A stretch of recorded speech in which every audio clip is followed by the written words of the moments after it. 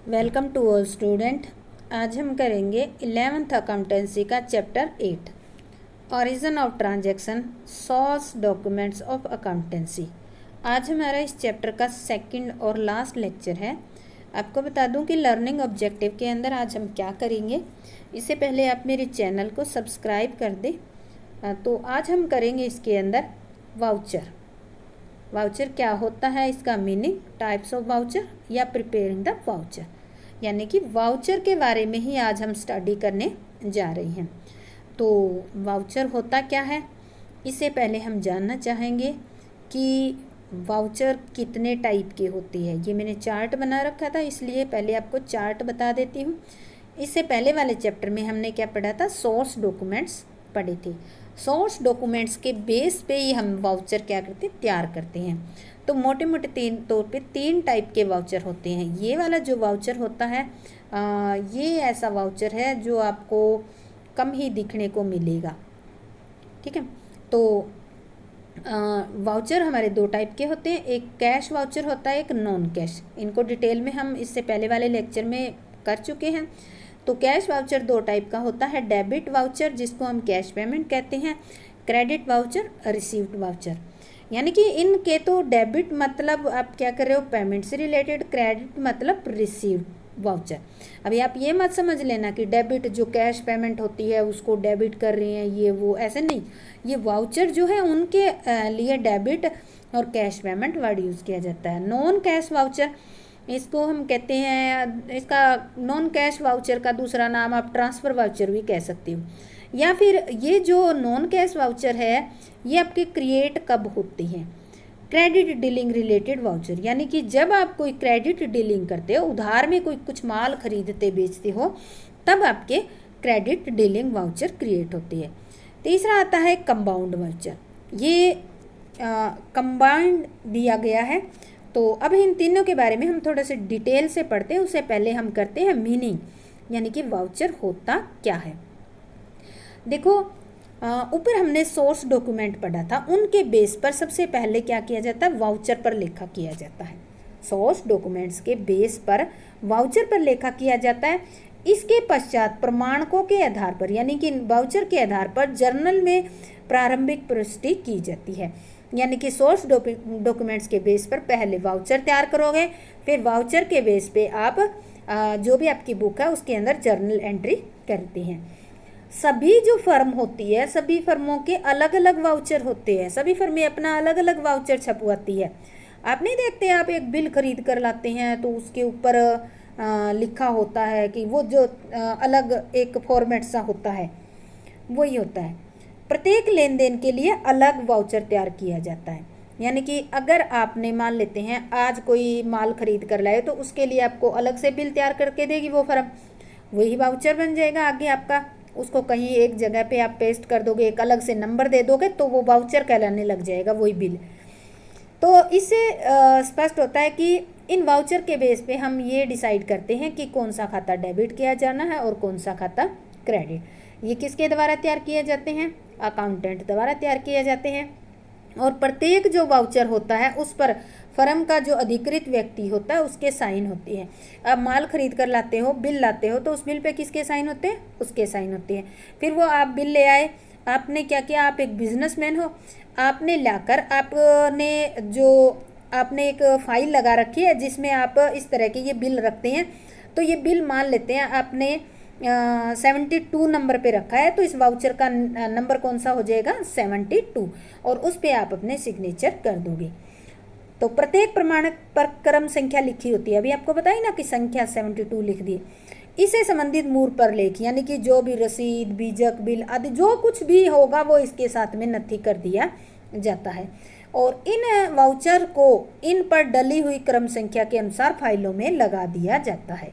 कोई एक paste file ले लेंगे, उसके अंदर पेस्ट करते जाएंगे, यानी कि चिपकाते जाएंगे नंबर वाइज वाउचर, उनको नंबर दे देंगे ताकि भविष्य में जब भी हमें प्रूफ के तौर पे ज़रूरत पड़े तो हम तुरंत उस फाइल को खोलकर ये चेक कर लें।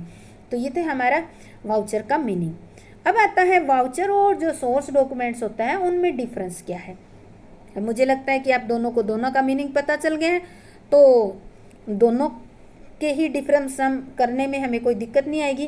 पहला है सोर्स डॉक्यूमेंट्स और सेकंड हमारा है वाउचर।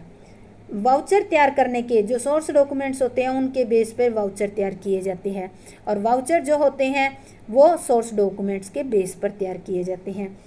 जो सोर्स डॉक्यूमेंट्स होते हैं इसे लेन देन के लेखांकन के लिए तैयार नहीं किया जाता, यानी कि लेखांकन के लिए तैयार नहीं किया जाता, बल्कि ये लेन देन के कारण क्रिएट होता है। और जो वाउचर होते हैं वो लेखांकन के लिए तैयार किए जाते हैं। इसके बाद आता है इसमें लेन देन का पूरा विवरण होता है, और इसमें कौन सा खाता डेबिट क्रेडिट करना है केवल यही लिखा होता है।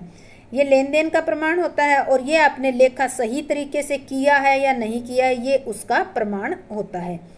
तो अब आता है टाइप्स ऑफ वाउचर, यानी कि वाउचर कितने टाइप के होते हैं। देखो वाउचर के टाइप देखते हैं। कैश वाउचर, कैश वाउचर दो टाइप के होते हैं। एक तो हो गया हमारा डेबिट वाउचर हो गया, या कैश पेमेंट के लिए जो यूज किया जाता है। दूसरा क्रेडिट वाउचर हो गया जो कैश रिसिप्ट के लिए यूज किया जाता है। नॉन कैश वाउचर को आप ट्रांसफर वाउचर भी कह सकते हो। तो अभी हम सबसे पहले डिटेल करेंगे cash voucher. Cash voucher create कब होता है?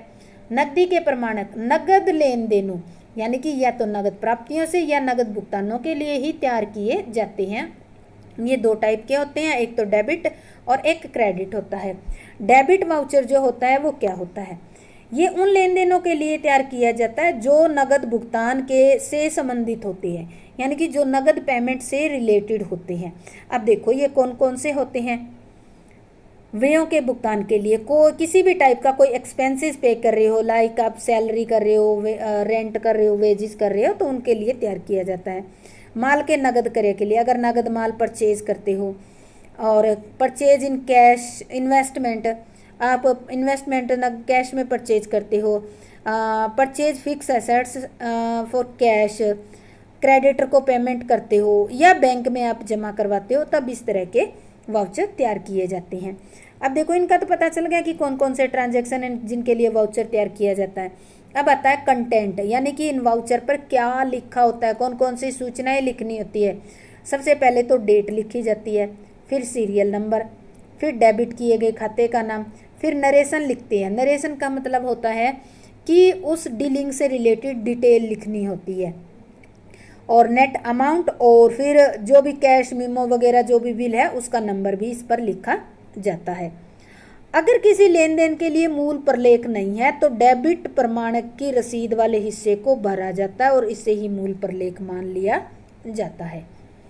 इसके बाद आता है, जैसे इन्होंने एक वाउचर का एग्जाम्पल दिया है तो हम इसको देखते हैं। नेट यदि डेबिट प्रमाणक की शुद्ध राशि 5,000 है, इससे अधिक है तो इस पर क्या लगेगी? 1 रुपये की टिकट, रसीदी टिकट, रेवेन्यू स्टैंप जिनको कहते हैं ना हम, वो लगाई जाती है, और भुगतान पाने वाले व्यक्ति के हस्ताक्षर इस टिकट पर होने चाहिए, करवा दिए जाते हैं। तो देखो डेबिट वाउचर ये परफॉर्मा है, यहाँ पे स्टैंप लगाई जाती है, यहाँ पे रिसीव्ड रुपीज, यानी कि जो व्यक्ति रुपए प्राप्त करता है उसके हस्ताक्षर होते हैं।